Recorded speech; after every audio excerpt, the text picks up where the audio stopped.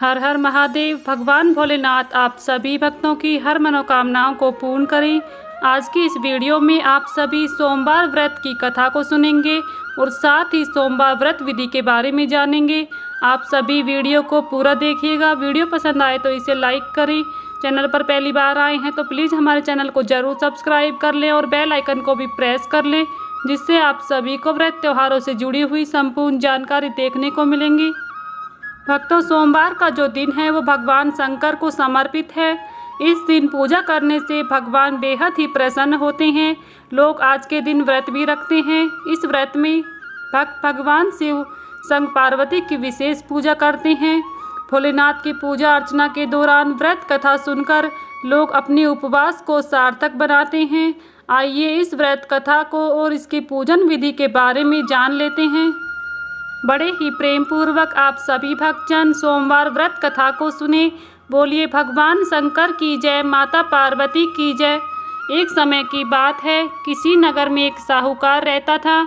उसके घर में धन की कोई कमी नहीं थी, लेकिन उसके कोई संतान नहीं थी। इस कारण से वह बहुत दुखी रहता था। संतान प्राप्ति के लिए वह प्रति सोमवार को व्रत रखता। वह पूरी श्रद्धा के साथ हर सोमवार को शिव मंदिर जाकर भगवान शिव और माता पार्वती की पूजा करता था। उसकी भक्ति से माँ पार्वती एक दिन प्रसन्न हो गईं।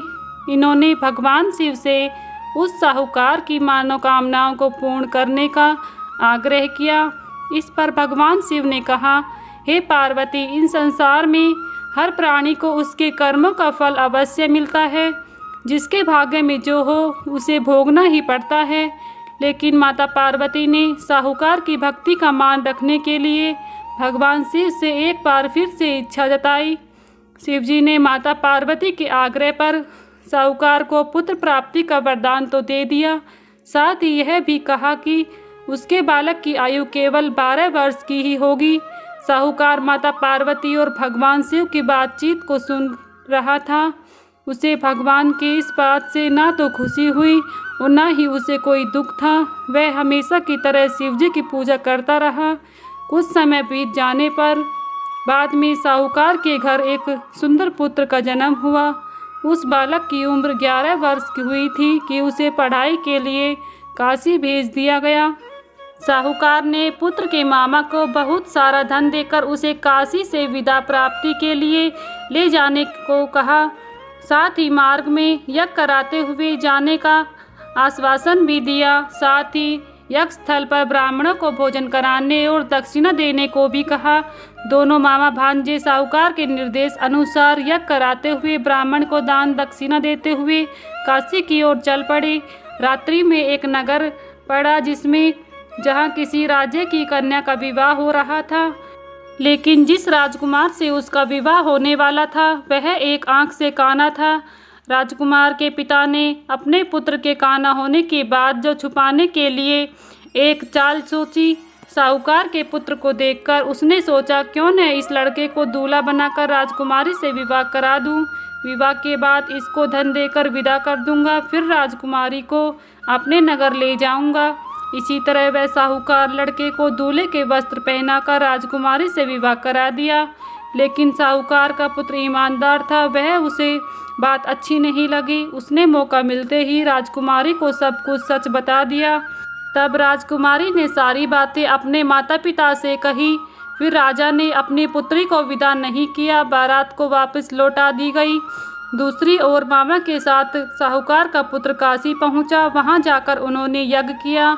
जब लड़के की आयु 12 साल की हुई, उसी दिन यज्ञ रखा गया। लड़के ने इस दौरान अपने मामा से कहा कि मेरी तबीयत कुछ ठीक नहीं लग रही है। मामा ने उसे अंदर जाकर सो जाने को कहा।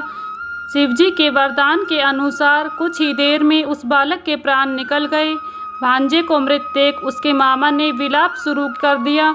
संयोगवश उसी समय शिवजी और माता पार्वती उधर से गुजर रहे थे। माता पार्वती ने भगवान से कहा, स्वामी, मुझे इसके रोने के स्वर सहन नहीं हो रहे हैं। कृपा कर आप इस व्यक्ति के कष्ट दूर करें। जब शिवजी उस मृत बालक के समीप गए तो बोले कि यह उसी साहूकार का पुत्र है जिसे मैंने 12 वर्ष की आयु का वरदान दिया था। अब इसकी आयु पूरी हो चुकी है, लेकिन मातृभाव से विभोर माता पार्वती ने कहा कि हे महादेव, कृपा कर इस बालक को आयु देने की, अन्यथा इसके वियोग में तड़प तड़प कर इसके माता पिता भी मर जाएंगे। माता पार्वती के इतने आग्रह पर भगवान शिव ने बालक को जीवित होने का वरदान दिया। शिव जी की कृपा से उस लड़के का पुनः जन्म हुआ। इस तरह शिक्षा प्राप्त कर लड़का मामा के साथ अपने नगर की ओर वापस निकल पड़ा। दोनों साथ चलते हुए उसी नगर में पहुँचे जहाँ लड़के का विवाह हुआ था। राजा ने लड़के को वहाँ पहुँचते ही पहचान लिया।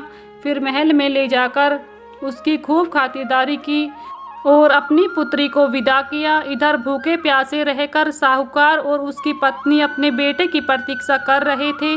उन्होंने अपने बेटे की मृत्यु का समाचार मिलने पर स्वयं प्राण त्याग देने का प्रण किया, परंतु अपने बेटे के जीवित होने का समाचार पाकर वह बेहद ही प्रसन्न हुए।